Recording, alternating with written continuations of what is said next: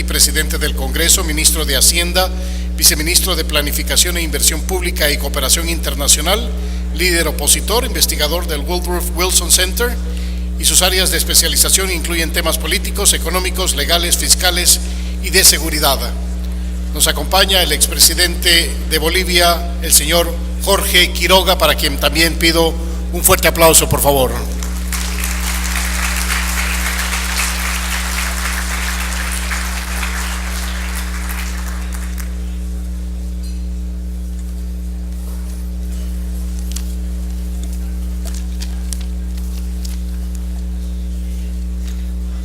Muy bien, buenas tardes a todos, amigas, amigos. Quiero saludar al presidente de la Asamblea Legislativa, a todos los legisladores acá presentes, al señor presidente de la Corte Suprema, magistrados, magistradas, al fiscal general, a todos los miembros del gabinete del Poder Ejecutivo, a los embajadores, jefes de misión diplomática que nos acompañan acá, al señor Nuncio, a todos los directores de ANEP, a todos los directores de los gremios afiliados a ANEP, a los patrocinadores, empresarios, invitados que están todos acá. Permítame empezar rindiendo tributo a un amigo decente, ejemplar, que yo tenía en Salvador. Es primera vez que vengo desde que él ha fallecido. Permítame dar mi homenaje a don Armando Calderón, un hombre ejemplar y de Estado que merece el reconocimiento de todos.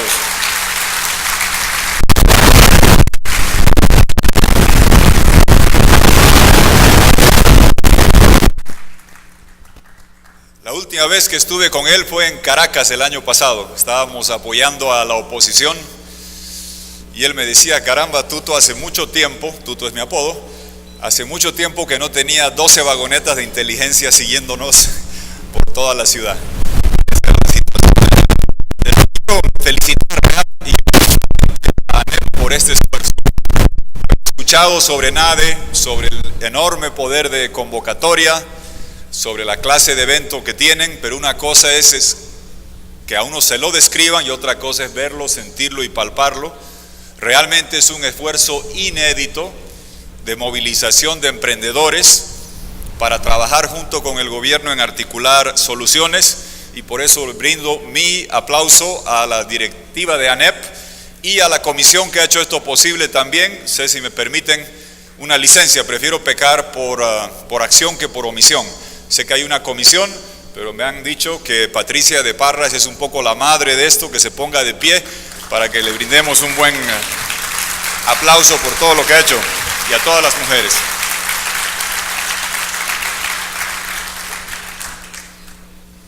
Prueba de que Margaret Thatcher tenía razón. Decía: si quieres que hablen de algo, pídanos a los hombres. Si quieren que se haga algo, pídanselo a las mujeres. Ahí está. Bueno, les agradezco porque también a la ANEP me han permitido aclimatarme. Yo ayer en la mañana partía de La Paz, más cerca del cielo, 4.000 metros el aeropuerto, el único lugar del mundo donde Messi no ha metido ni jamás va a meter goles. Esa es la ventaja de jugar allá.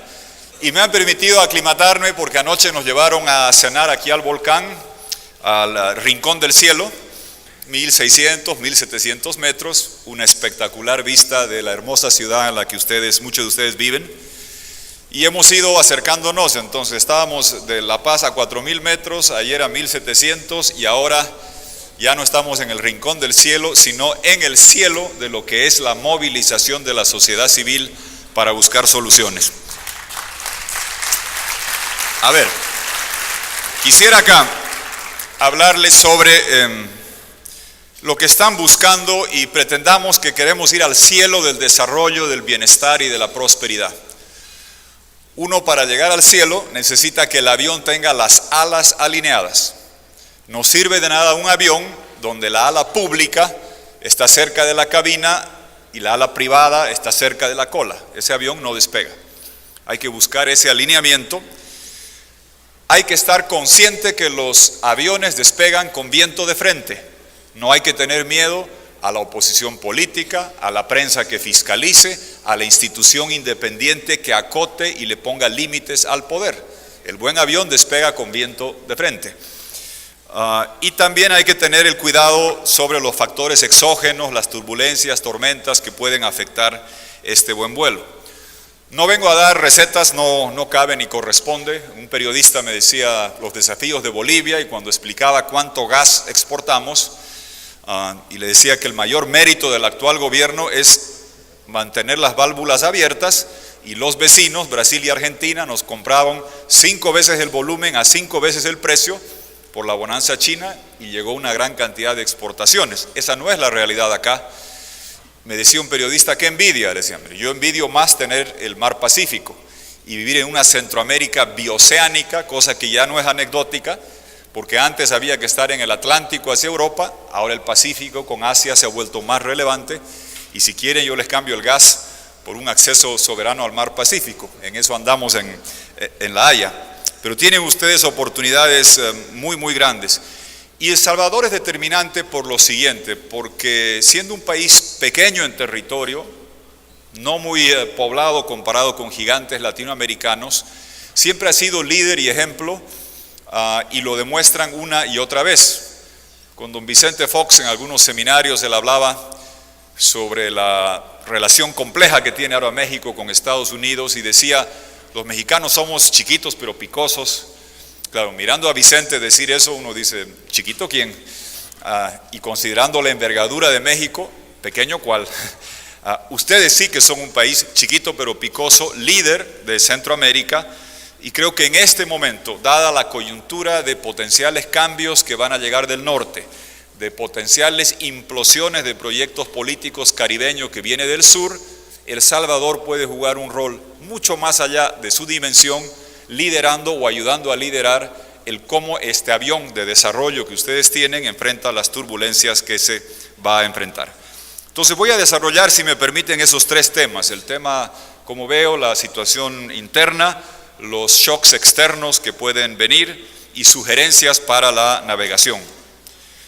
Primero, en el tema interno. Es una realidad que en nuestros países más del 90% de la discusión en campaña política gira y versa sobre empleos, en campaña. Cuando llega la gestión de gobierno, gran parte de la discusión gira y versa sobre cómo atacar los síntomas del fracaso de no haber generado empleos.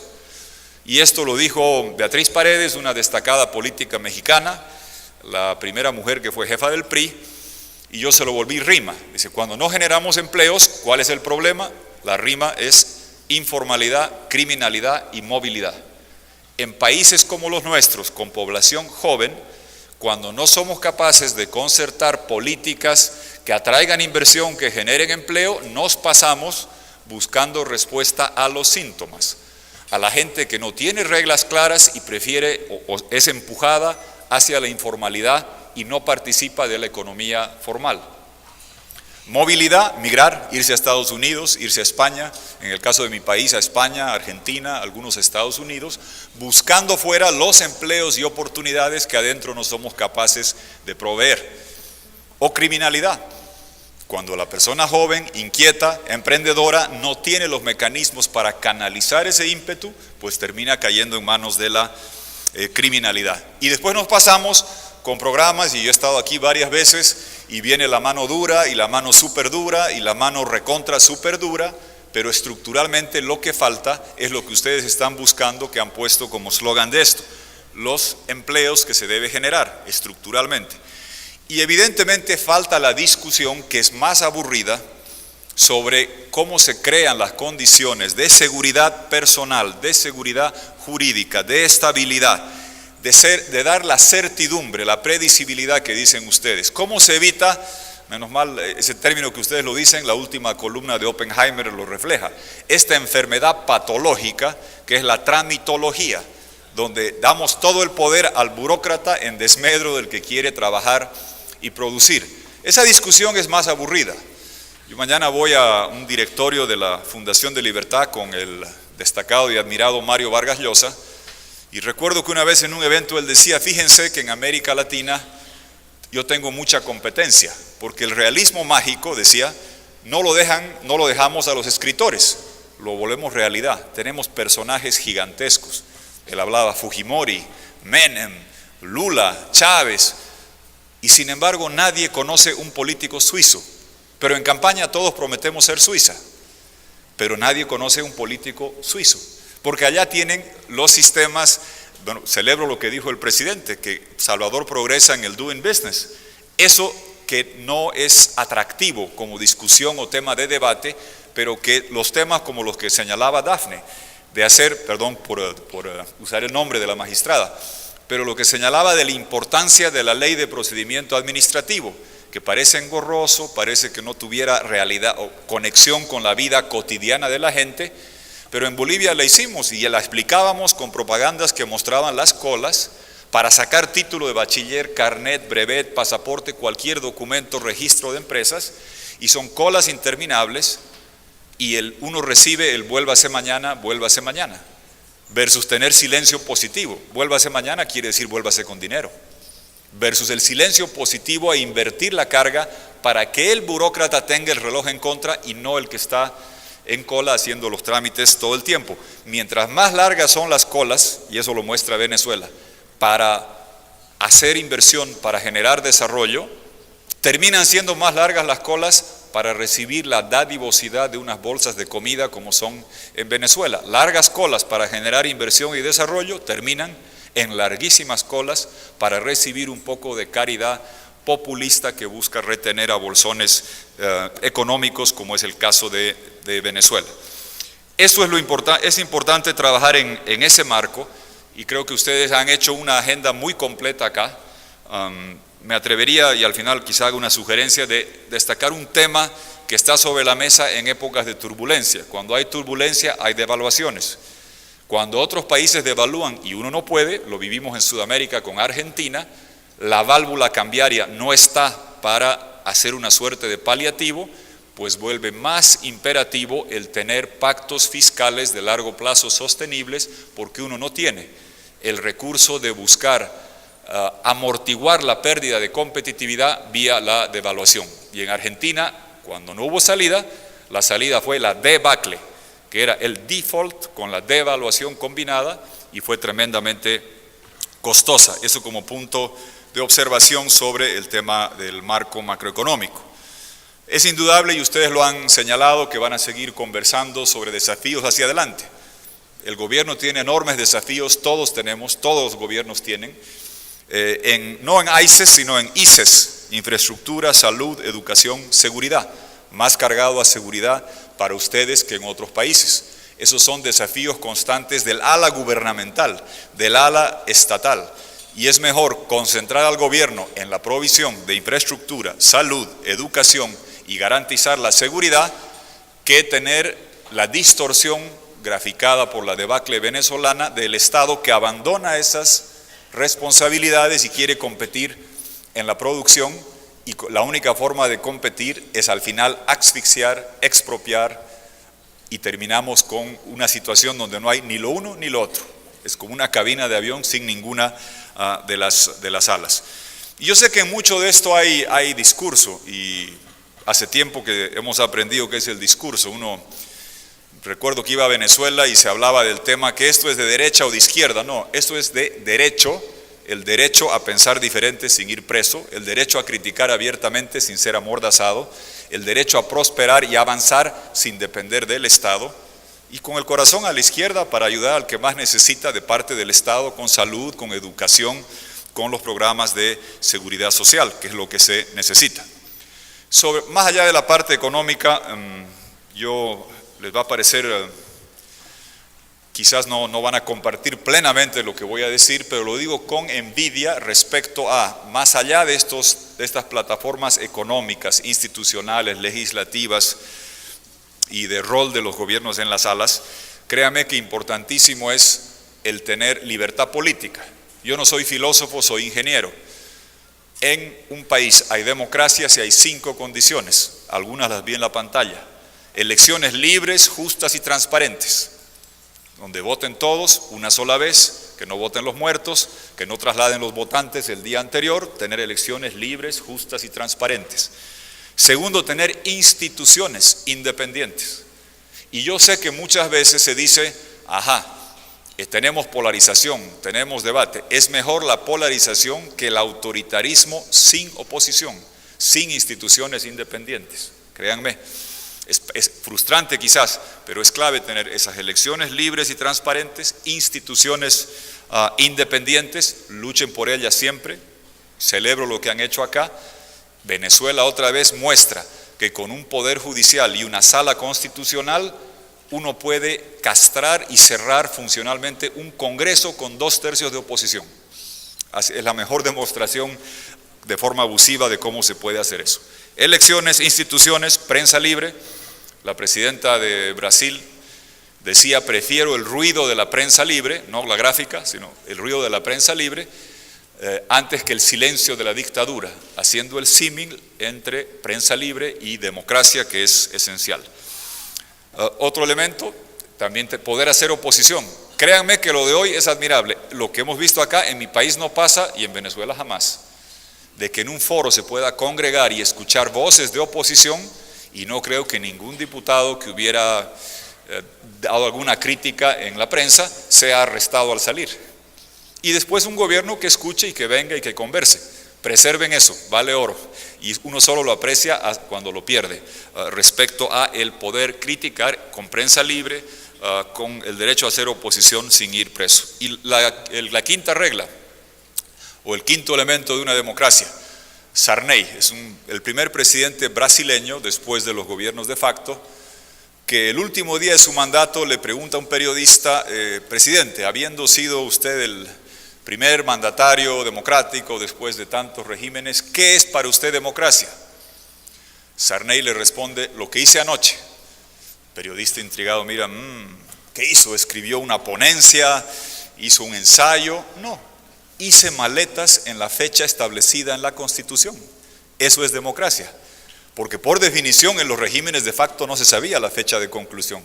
Había que salir escapando, pero hacer maletas en la fecha establecida para un presidente, cosa que acá no está en discusión, no saben cuánto vale.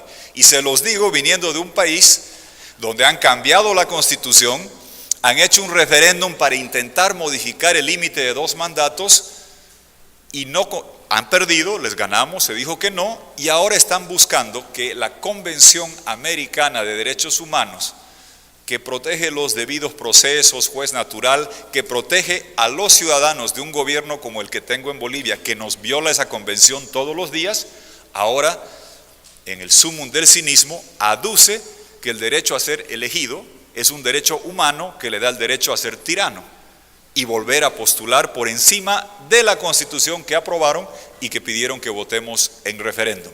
O sea que este pequeño componente de la democracia, de hacer maletas en la fecha establecida y no cambiarlas desde el ejercicio del poder, que es tremendamente dañino, es algo muy importante. Yo sé que ni siquiera está en el radar acá, pero no saben cuánto vale tenerlo y preservarlo. Paso a hablar rápidamente sobre turbulencias externas que se avisoran en este siglo XXI. Voy a tocar 4: tecnología, China, socialismo XXI y el señor Trump, y lo que significa lo que viene de Estados Unidos. Primero, tecnología. Escuché una vez una ponencia de Tom Friedman, que escribe el libro, su último libro, donde señala que el 2007 es el punto de inflexión. Y toda la gente joven, veo bastantes acá, ustedes saben y van a escuchar: estás creciendo en un mundo totalmente diferente que el que había antes. A todos nos han dicho eso, siempre, cuando hemos sido jóvenes, ¿no es cierto? Siempre nos han dicho. Yo tenía un tío que decía: sí, estás creciendo de forma diferente. Eso te van a decir siempre, no es tan verdad. Han cambiado un poquito las cosas. Mi padre fue a la universidad con la regla de cálculo, yo con la calculadora esa que había que hacerle codos y pegarle para que funcione. Pero esta vez sí que es verdad. El punto de inflexión del libro de Tom Friedman es el 2007.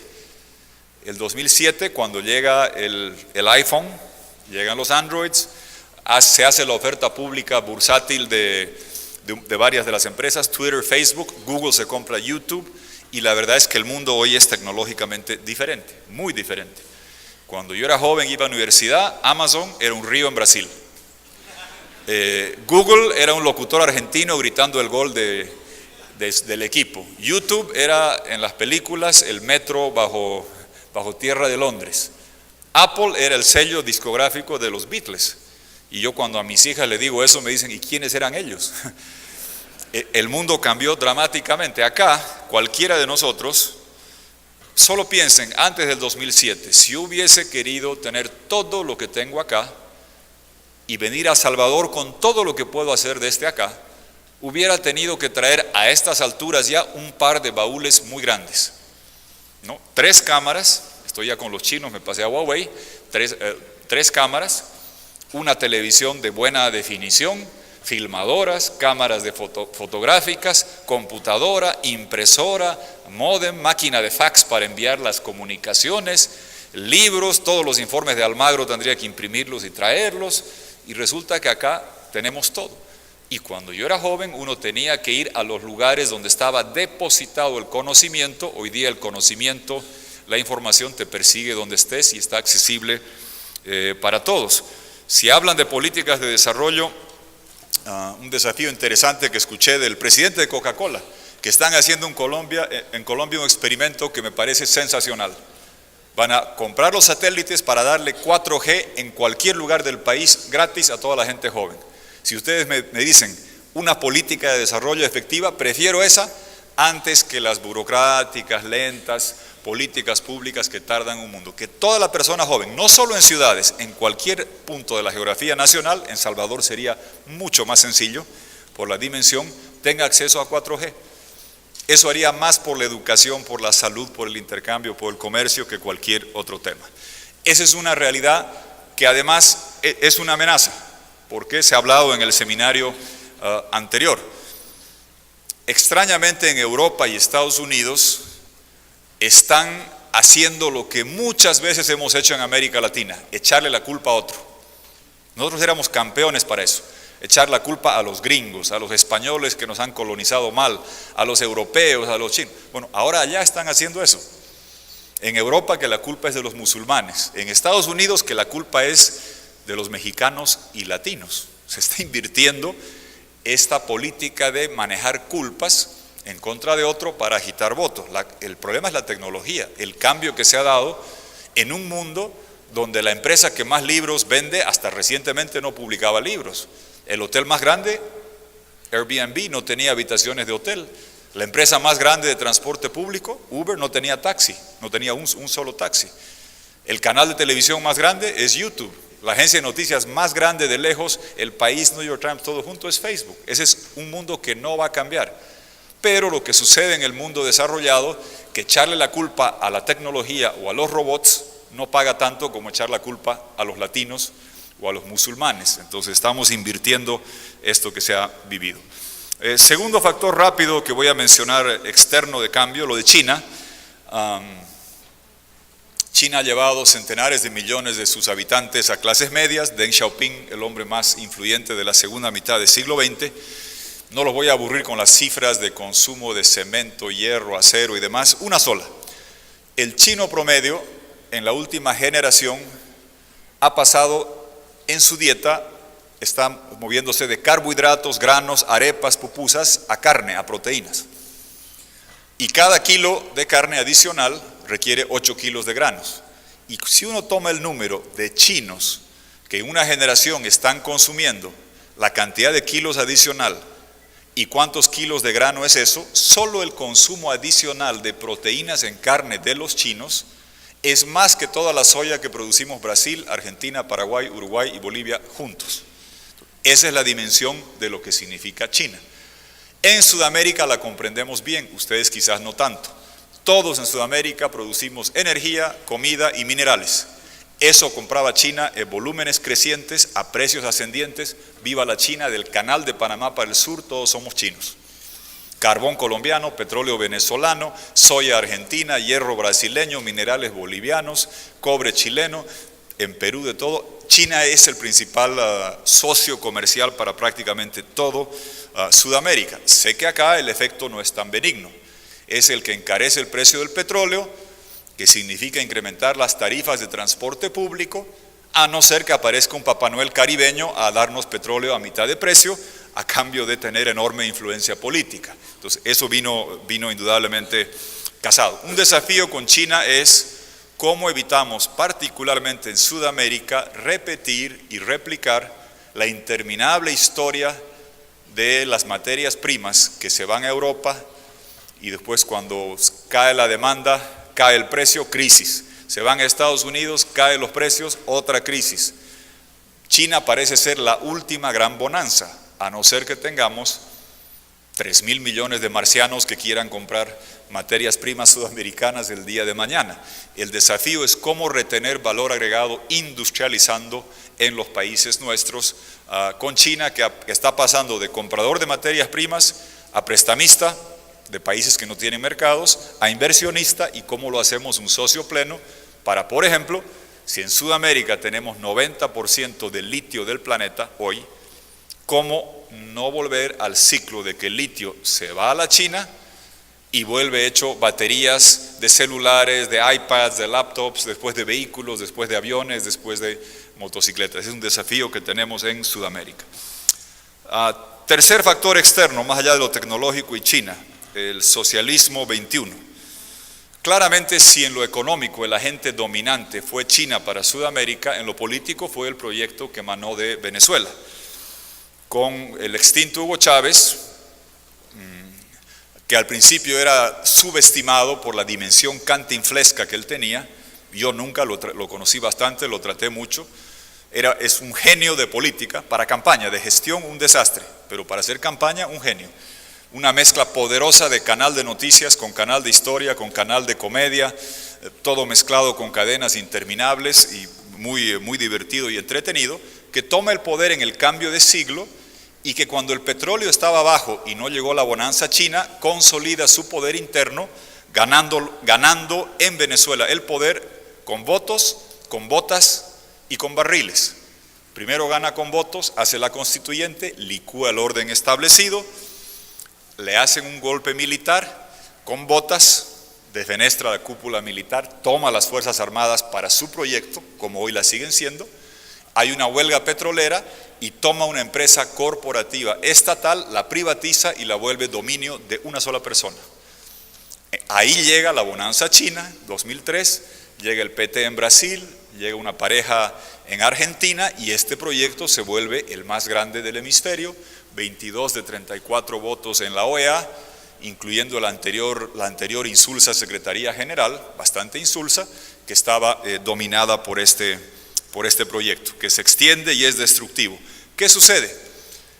Esto era todo lo contrario desde el punto de vista de política económica que lo que ustedes están pidiendo. No había seguridad jurídica, no había estabilidad, no había predecibilidad, era todo sujeto a la discrecionalidad de un gobierno cuyos jerarcas se paseaban por lugares, por fábricas, por industrias, decían exprópiese en televisión, confísquese. Usted está cobrando demasiado por cualquier tema, precios justos, usted tiene que vender a un precio social, pero no puedo, voy a quebrar. Pues quebraba. Y claro, tenía la fábrica petrolera con el precio que iba subiendo, a pesar de que la producción declinaba, y con esos dólares compraba todo, expropió, confiscó, destrozó todos los medios de producción, y terminamos en un país donde todo era prohibido o todo era obligatorio. Esa era la triste realidad de Venezuela, todo era prohibido o todo era obligatorio. Bueno, así nos quedó. ¿Qué pasó? El 2013 coincide, fallece el señor Chávez, 2014 baja el precio del petróleo y la realidad es que recién ahora se nota, no es solamente la caída del precio, la producción petrolera de Venezuela hoy, comparada con lo que era antes de que llegue este proyecto, es la 30% menos por lo bajo. Y el señor Chávez se fue, era carismático, el sucesor es diferente. Yo en Venezuela decía, Chávez era una pésima gestión, pero era habiloso porque cuando explicaba sacaba aplausos, cuando tocaba corazones brotaban lágrimas, cuando contaba cuentos se venían las risas. El actual es un poquito diferente, cuando explica saca risas, cuando vas al mercado y no hay que comer sales llorando, o cuando tienes que enterrar a tu hijo reprimido en la calle por protestar pacíficamente. Y el aplauso me temo que va a estar reservado para cuando esté camino a una hamaca caliente en Cuba o a una celda fría en La Haya. Ahí es la única vez que seguramente habrá el aplauso. Es un desastre en todos los sentidos. Miren, la tragedia más grande de América Latina en la historia es lo que ha pasado con Venezuela. En medio de la década de la bonanza china, con los mejores precios de la historia, realmente hay que esforzarse, no saben cuánto, para destruir un país al punto tal que vemos hoy, en la situación que está. Se despilfarraron casi 20 años de ingreso petrolero, quemaron todos los ahorros, retiraron los derechos especiales de giro del Fondo Monetario, vendieron el oro, hipotecaron las reservas a los chinos, Citgo a los rusos, han hecho bonos con Wall Street a 20, 25 centavos por dólar, bonos de hambre con Goldman Sachs, han realmente destrozado total y plenamente ese país. Y hay una serie de distorsiones que no se comprenden a no ser que uno vaya allá para ver lo que es ese desastre. Yo preguntaba cuánto cuesta la gasolina en Salvador, o miré el cartel ayer, lo puse en litros, más o menos, en litros, 80 centavos el litro. Pues quiero decirles, con lo que cuesta un litro acá, en Venezuela, ¿saben cuántos compro? No 5, no 10, 7.200 litros, con lo que ustedes compran un litro. Ustedes están lejos, pero imagínense lo que pasa en Venezuela, con Colombia, con Brasil, el contrabando galopa y las mafias gobiernan. El mejor hedge fund de gasolina, de tipo de cambio en el mundo está en Venezuela. El dólar, si eres amigo de uno de los criminales cleptocráticos del gobierno, la relación es 1 a 5.500.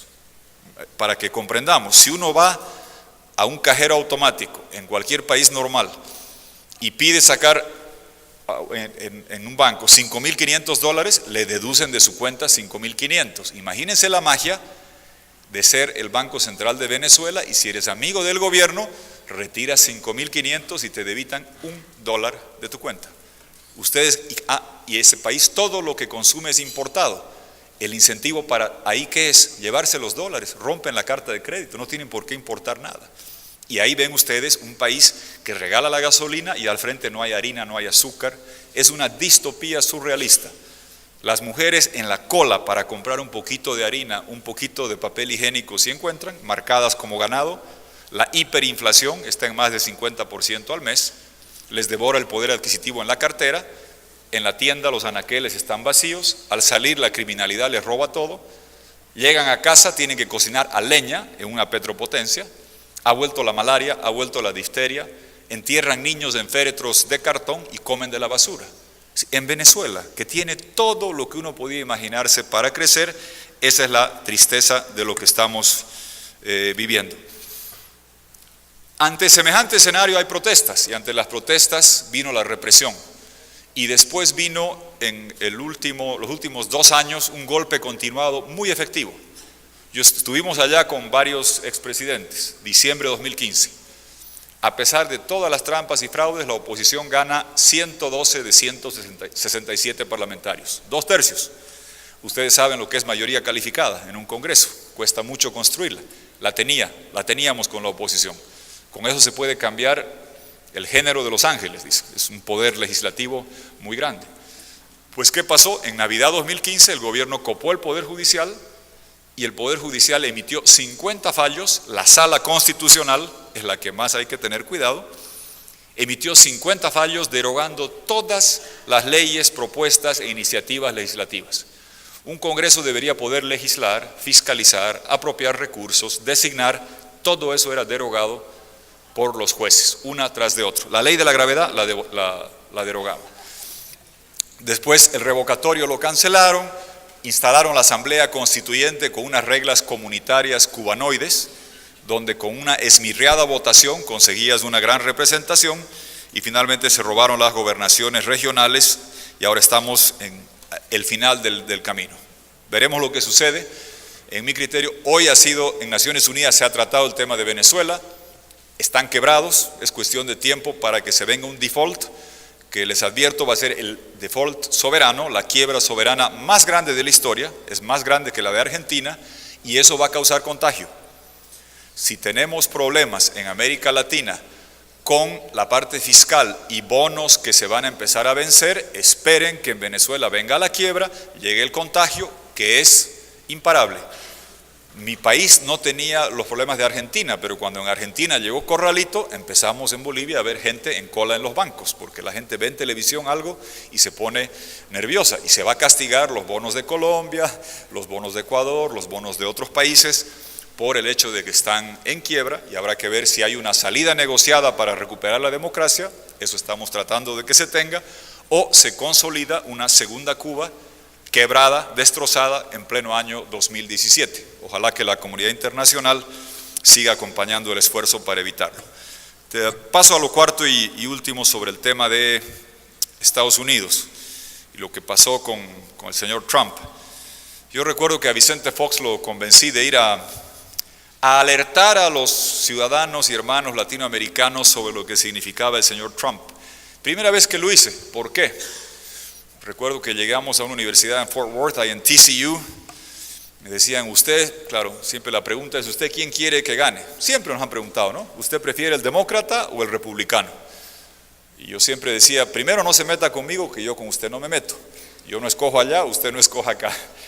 Pero segundo, yo quiero la licuadora, porque generalmente hablando, los republicanos estaban más abiertos a nuestros productos, no a nuestra gente.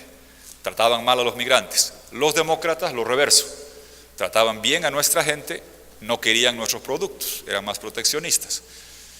Bueno, resulta que el sueño mío se cumplió, pero en negativo. Conseguimos la licuadora de una plataforma presidencial que no quería ni nuestros productos ni nuestra gente. Una combinación poco usual. Y ahí está eso en curso. Recuerdo que en esta universidad en TCU me dijeron, por favor, no hay que decir nombres. Entonces había que describir y dije, me preocupa mucho TRUMP. T, traslado forzoso de 11 millones de latinos, incluyendo los del TPS, que van a ser deportados. R, remesas que se prometió que se iba a incautar. U, USA. M, muro, el primer muro en la historia de la humanidad que tenía que ser pagado por el afectado. Los soviéticos tuvieron la cortesía de pagar su propio muro, no pasaron la factura al otro lado. Y P, el proteccionismo, con esto del border tax y los aranceles y destruir los acuerdos comerciales. Ahora veremos qué sucede hacia adelante, pero creo que es un desafío que tienen ustedes. Concluyo con con algunas sugerencias más específicas sobre la base de lo que ustedes han puesto acá, sobre algunos de los temas que he mencionado en relación a los desafíos internos que tienen ustedes. A ver, lo primero es, ante el hundimiento de este Titanic de Venezuela, conozco las relaciones de empatía y demás, veo cierta distancia del gobierno de Salvador a pesar de las relaciones antiguas, veo un manejo mucho más sensato, sé que ustedes pueden quejarse, pero si se quejan mucho, les cambio su actual gobierno por el que tengo en Bolivia, que tiene un abyecto servilismo y una defensa de este proyecto que es vergonzosa. A ver, es bueno apartarse, no es bueno seguir en el Titanic. Cuando el Titanic se hunde, no hay que esperar que se hunda para buscar salvavidas. De repente no alcanzan y nos contagia. Estar todavía asociado y vinculado con un régimen tan repudiado por su debacle económica, por la catástrofe humanitaria, por la represión sanguinaria, no es bueno. Es como algún amigo que vaya al club de alcohólicos anónimos o al club de rehabilitación de drogadictos, sin ser alcohólico ni drogadicto. No, ¿para qué? Porque tengo amigos. Es sospechoso que uno vaya a esa clase de clubes. Es mejor alejarse de esto y evidentemente evitar cualquier contagio, porque el contagio es más rápido cuando venga la quiebra de Venezuela hacia los países que, ustedes saben cómo son los mercados, aparentemente tengan mayor vinculación. Y un consejo, lo hemos discutido con Luis, República Dominicana y Jamaica, sé que era deuda soberana de ALBA o de Petrocaribe, han prepagado a Venezuela a 50 centavos el dólar la deuda contraída por el suministro de petróleo. Sé que el mecanismo acá es diferente, no es el país, es una cosa, alcaldes petroleros, un mecanismo medio sui generis, pero en el fondo el consumidor salvadoreño que llena su tanque le está pasando recursos a 100 centavos el dólar a una narcodictadura quebrada, cuando otros que se han prestado han hecho una reducción de ese endeudamiento. Si ustedes me dejan, yo les armo la estructura financiera para hacer ese alivio, y cuando toque hacer el pacto fiscal, en lugar de ver solamente la parte de pensiones o recorte de gasto o de tributos, yo no dejaría sobre la mesa el seguirle pagando a una dictadura quebrada 100 centavos el dólar cuando otros en el vecindario no lo están haciendo, entendiendo que no ha sido de estado a estado, aunque de PDVSA a alcaldía, con todo respeto, es de estado a estado, aparte del estado, a nombre de evitar las aprobaciones congresales. Mi segunda sugerencia en la parte comercial, migratoria, mire, el desafío es grande. No sabemos en qué va a quedar todo esto. Se puede buscar un momento como Nixon va a China, ojalá. Trump tendría la posibilidad de hacer un nuevo acuerdo migratorio, comercial, quizás con diferentes cláusulas. Me temo mucho que lo que pase con México no se queda ahí. Los acuerdos comerciales para Centroamérica, para Perú, para Chile, para Colombia, yo no los veo sostenibles si se abroga y deroga el acuerdo con México, que ha sido el modelo para el resto. Creo que acá nos falta entender esto y hacer un trabajo compartido junto a México y no que nos dividan uno por uno. Primero México y Estados Unidos lo aplasta, después venga Centroamérica, después Perú, después Chile, después Colombia. Hay que tomar iniciativas regionales compartidas. Ustedes tienen un enorme capital de liderazgo. Ahora en la noche a Roberto Murray lo están condecorando en el diálogo interamericano. Ustedes tienen Roberto Crit, ustedes tienen gente que puede ser de embajadores para estas cosas, y si no los quieren usar, préstenoslos para que los usemos en otros lugares y movilizarlos. Concluyo con la parte interna. Creo que ustedes han identificado muy bien los desafíos. Me permito decirles que el bono demográfico, que es una gran oportunidad, viene aparejado del cambio tecnológico. Tenemos gente muy joven, muy intercomunicada. El desafío es cómo generar condiciones de empleo para una población muy joven, interconectada de una forma que no había antes. No creo que sea a través de entrenarlos para los empleos del pasado, sino nuevas formas de generación de empleo y oportunidades. Les reitero lo que comentamos sobre tener cuidado en los paquetes o los acuerdos que se haga de competitividad en el escenario. ¿Qué pasa si México, que viene devaluando, se deroga el acuerdo comercial? Lo más probable es que eso pase a una devaluación rauda, eso contagia a otros países, y les quiero decir que cuando los vecinos más grandes devalúan, como nos pasó a nosotros con Argentina y con Brasil, llega una presión que cuando uno no tiene válvula cambiaria le crea una enorme dificultad, y más perentorio es aún el diseñar un paquete fiscal competitivo que permita salir de todo esto. He escuchado lo que se ha dicho acá, he escuchado lo que ha dicho el presidente con mucha atención. Me parece que hay una oportunidad. A ver, ¿en qué sentido? Se sabe las tablas de vencimiento, se sabe los shocks exógenos, y creo que hay una ventana de oportunidad donde quizá los actores políticos congresales estén dispuestos a hacer un acuerdo de largo plazo con el impulso de ustedes, en la medida en que los actores tienen el incentivo de decir: no quiero que esto me toque hacer si es que yo llego al gobierno. Y como en campaña todos creemos que vamos a hacer gobierno, puede ser un incentivo formidable el 2 años antes hacer algo que no estaría dispuesto a hacer en el primer mes de mi gobierno, y al final eso puede reventar en las manos. Creo que hay un incentivo en el manejo de tiempos que permite hacer eso. Les dejo un ejemplo. En Bolivia las mayorías en el legislativo tomaban todo: presidencia, vicepresidencia, comisiones, secretarías, ceniceros, ascensores, oficinas, todo. Entonces era todo o nada, y la guerra era cruenta. Se hizo una propuesta de cambio del reglamento para que la oposición tenga espacios en vicepresidencias, secretarías, en comisiones.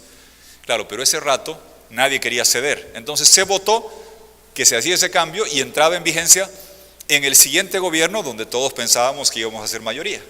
Entonces uno estaba, o íbamos a poder ser de repente minoría. Había espacio para hacer esto. A lo que me voy es que es el viejo adagio en política de que yo quiero hacer esta reforma y apóyame, pero si tú eres gobierno me opongo, que eso tiende a ser normal. Creo que se puede vencer considerando que hay una implosión caribeña que puede causar contagio en la debacle de Venezuela y cambios en el acuerdo migratorio y comercial que viene del otro lado. Les agradezco profundamente esta oportunidad. Les quiero decir que celebro haber escuchado las palabras de Luis, del presidente. Hay un libro que, como no van a leer, les voy a contar el final. Se llama Socavones de Angustia, una novela minera boliviana de mi abuelo, Fernando Ramírez Velarde. Murió joven y como murió joven a todos nos ponían el nombre Jorge Fernando, Luis Fernando, Jaime Fernando, esperando que alguien salga como el abuelo, y hasta ahora no pasó nada. Pero el personaje principal de esta novela minera, que trata con la explotación privada, la explotación estatal, la gente cree que es la bifurcación entre control estatal o de mercado, cuando el mensaje principal es que lo más importante es un profesor, no un minero, el profesor Lizarazo. Entonces, es una profesión digna, rescátenla, úsenla. He subido ayer al volcán, en Bolivia yo subo al Illimani. Si uno quiere ver el amanecer del desarrollo, prosperidad, como vivimos encuevados en la cordillera, uno tiene que trepar y subir. Uno sube hasta 6.500 metros, yo hasta allá llego. No soy loco, soy decidido pero no loco, voy con un buen guía, Bernardo Guarachi, pequeñito, voy bien amarrado. Y he aprendido que si uno quiere ver el amanecer de un nuevo día, hay que trabajar con el guía. Y si tienen un profesor, bien, que trabajen con el profesor que tienen ahora. Y claro que sí, es profesión muy noble. Y creo que hay la oportunidad, por los shocks que se vienen, de realmente hacer pactos mínimos, porque de lo contrario, si tardamos, pueden las amenazas del norte o del Caribe tomar más fuerza. Y para llegar a la montaña, he aprendido que se requiere pierna, pulmón y ganas. Para el desarrollo se requiere gobierno, oposición y sociedad civil, trabajando juntos. Para subir a la montaña hay que ir con una cuerda amarrado con los compañeros de la travesía. Felicito a ustedes porque realmente ENADE, este evento y lo que hacen, es una cuerda que vincula a gente del gobierno, a gente de la oposición, a gente de la sociedad civil. Mantengan esa cuerda fuerte para que Salvador llegue a la cima del desarrollo, del amanecer, de la prosperidad. Muchas gracias.